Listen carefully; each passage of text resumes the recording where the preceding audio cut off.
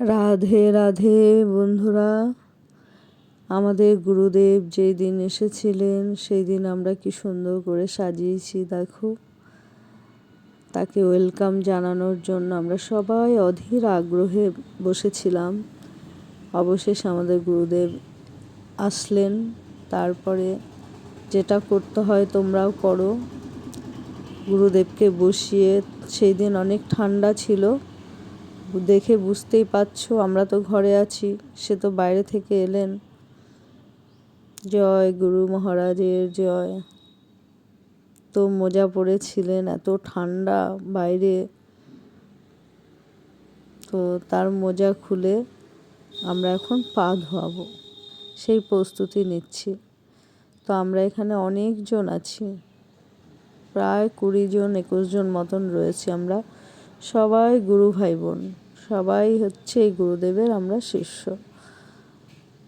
তো আমরা সবাই মিলে একসাথে একটু পা ধোয়ালাম। অবশ্যই পা ধোয়ানোর জলটা ছিল গরম জল, কারণ ঠান্ডার মধ্যে সব কিছু আমাদের একটু গরম জলেই করা উচিত। আর গুরুদেবের অসুবিধা না হয় সেটা তো আমাদের ভাবতে হবে। তাই আমরা সবাই পা ধোয়ালাম অল্প জল দিয়ে, তারপরে একটু মুছিয়ে দিলাম। বাকি সবাই যারা ছিল তাদেরকে সবাইকে বলে দিলাম হাতে করে অল্প অল্প জল নিয়ে পা ধোয়াবে, বেশি জল দেবে না। আর আমার ছেলে তো তোয়ালে নিয়ে বসেই আছে, সবাই পা ধোয়াচ্ছে। আমার ছেলে সবাইকে একবার একবার করে তোয়ালেটা দিচ্ছে মোছার জন্য। তো আমাদের গুরুদেব এলে আমরা এইভাবেই তাকে পা ধুইয়ে তারপরে আমন্ত্রণ করি, মানে বরণ করি। তোমরাও হয়তো করো সবাই, যাদের গুরুদেব রয়েছে।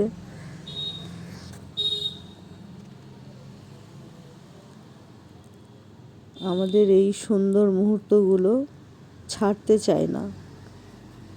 আগে তো আমাদের এইভাবে ভিডিও ছবি করতে পারতাম না, করতে হলে স্টুডিওতে যেতে হতো, তাই না?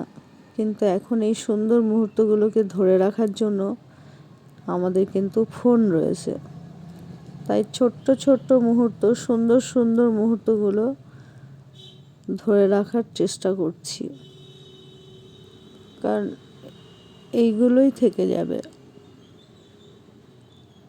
আমরা জানি আমাদের ভালো কাজ, ভালো কর্ম, ভালো ব্যবহার মানুষের সাথে, এই সমস্ত জিনিসগুলোই কিন্তু আমাদের সাথে থেকে যাবে।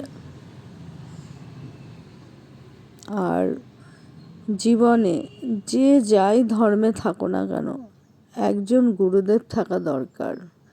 পথ দেখানোর জন্য একজন দরকার। আমরা যেমন পড়াশুনো করি, পড়াশুনো করার সময় আমাদের টিচাররা থাকে, আমাদের কত কী শেখায়, তাই না? তো তার জন্য আমরা অনেক কিছু হই, কেউ ডাক্তার, কেউ মাস্টার, কেউ ইঞ্জিনিয়ার। তেমনই সাংসারিক ক্ষেত্রে যে ধর্মেই থাকো না কেন, একজন গুরুদেব থাকলে আমার মনে হয় সংসার চালাতে খুব সুবিধা হয়। কারণ আমরা মনে করি, আমি তো মনে করি গুরুদেব সবসময় সঠিক রাস্তা দেখায়, আমাদের টিচারদের মতন। গুরুদেবও আমাদের একজন টিচার। সে হচ্ছে আমাদের, আমরা যে দেবতাকে ভালোবাসি সেই দেবতার কাছে পৌঁছে দেয়। তার অনেক কথা বলে, তার ভালো ভালো কথা বলে আমাদের কাছে। সেই কথাগুলো শুনে আমরা আরও ঈশ্বরের কাছাকাছি যেতে পারি।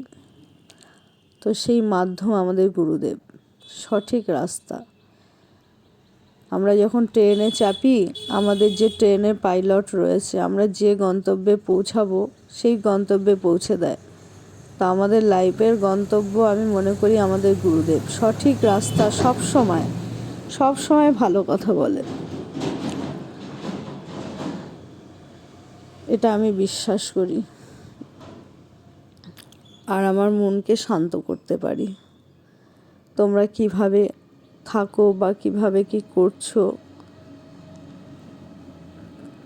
আমাকে অবশ্যই একটু কমেন্টের মাধ্যমে জানাবে। ভিডিওটা ভালো লাগলে একটু লাইক করবে। সবাই ভালো থাকবে। রাধে রাধে।